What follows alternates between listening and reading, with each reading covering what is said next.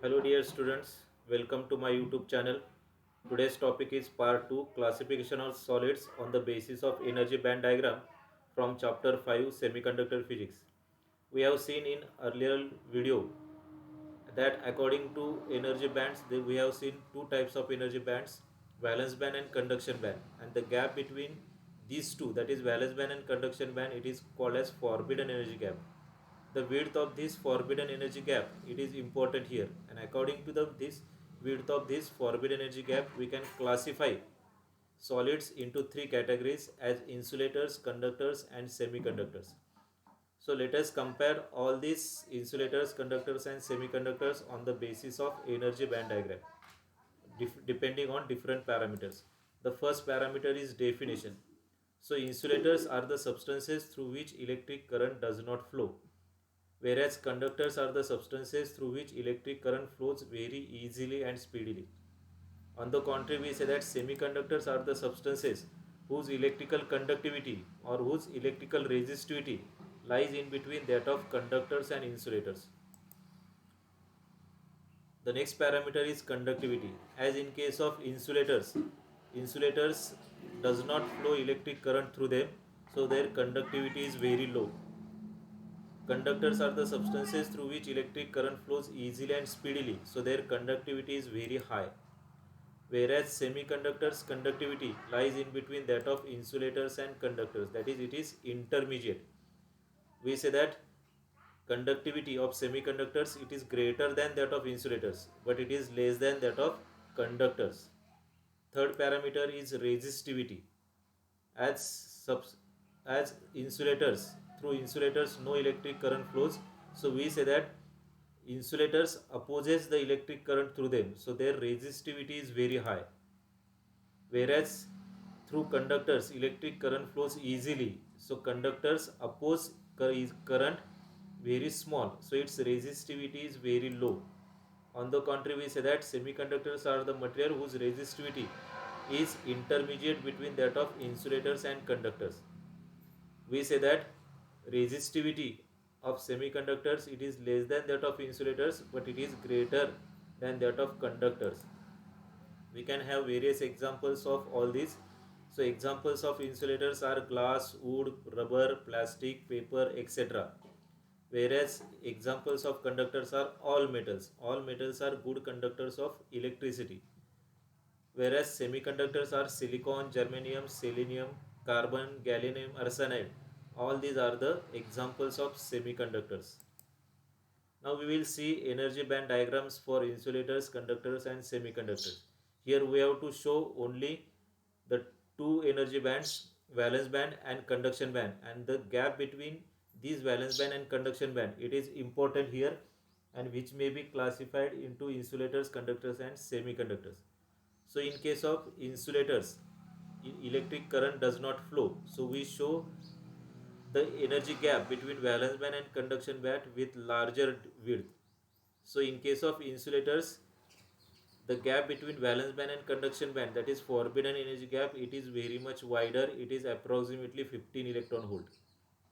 Whereas in conductors at room temperature also we can have certain free electrons which can constitute electric current. So gap between valence band and conduction band, it is very small. In case of conductor we say that no such band exists. In case of conductors, valence band and conduction band overlap each other. Whereas in semiconductors, this valence band and conduction band, the gap between these two, it is very less, it is approximately equal to 1 electron volt. So the width of forbidden energy gap, it shows whether there are free electrons are available for current conduction or not. In case of insulators, the gap is very much larger, so that we say that large amount of energy has to be supplied to the valence electron in valence band, and then it will jump to the conduction band. So in case of insulators, no such energy is available, so no free electrons there, so no electric current constitutes.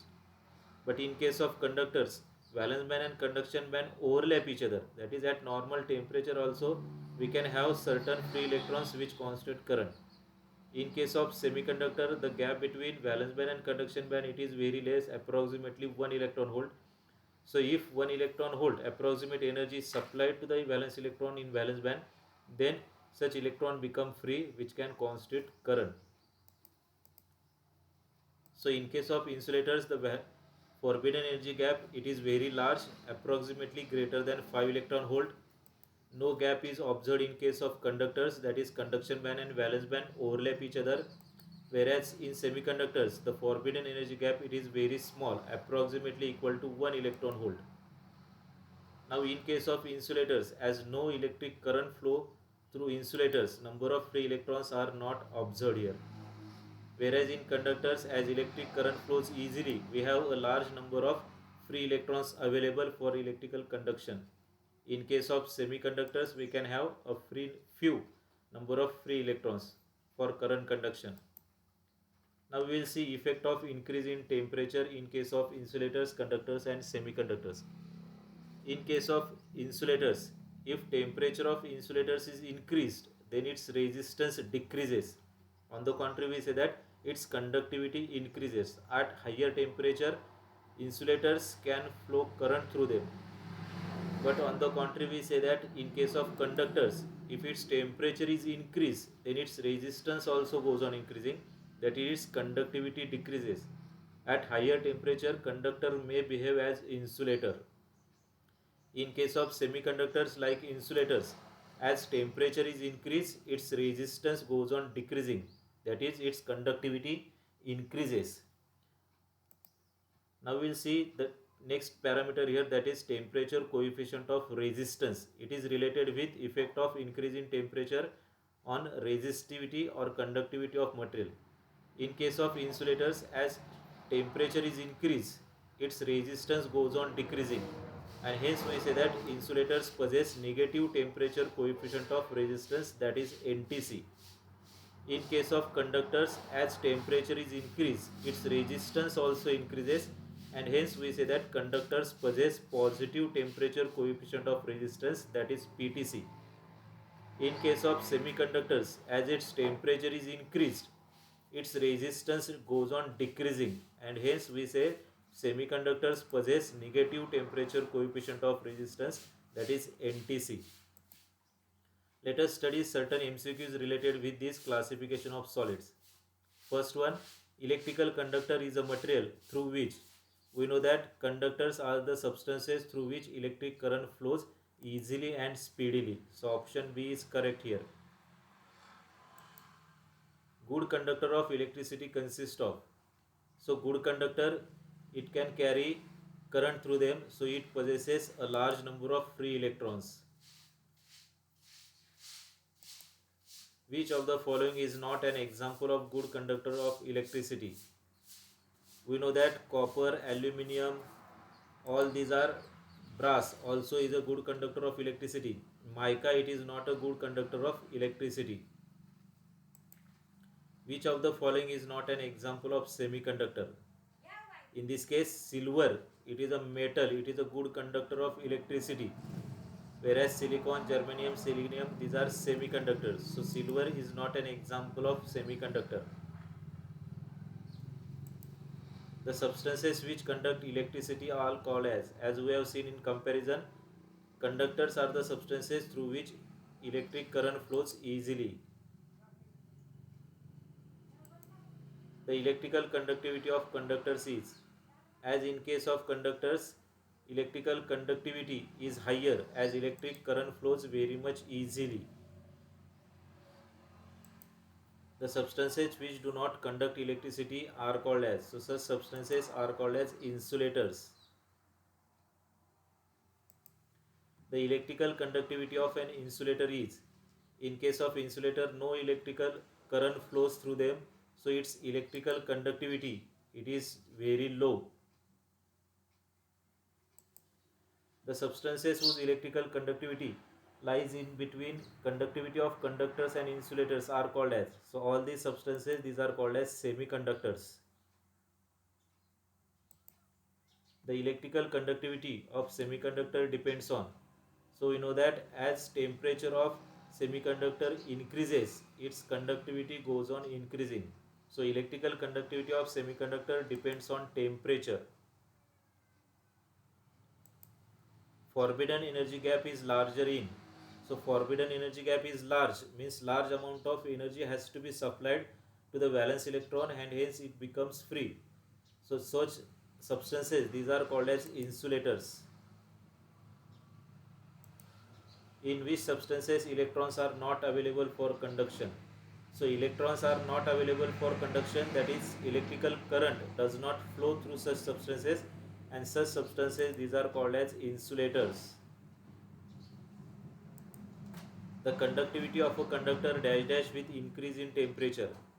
So for conductor, as its temperature is increased, its resistance also goes on increasing, that is its conductivity decreases. As temperature increases, the conductivity of insulators. In case of insulators, if its temperature is increased, its resistance goes on decreasing and hence its conductivity increases. Current flow due to free electrons in.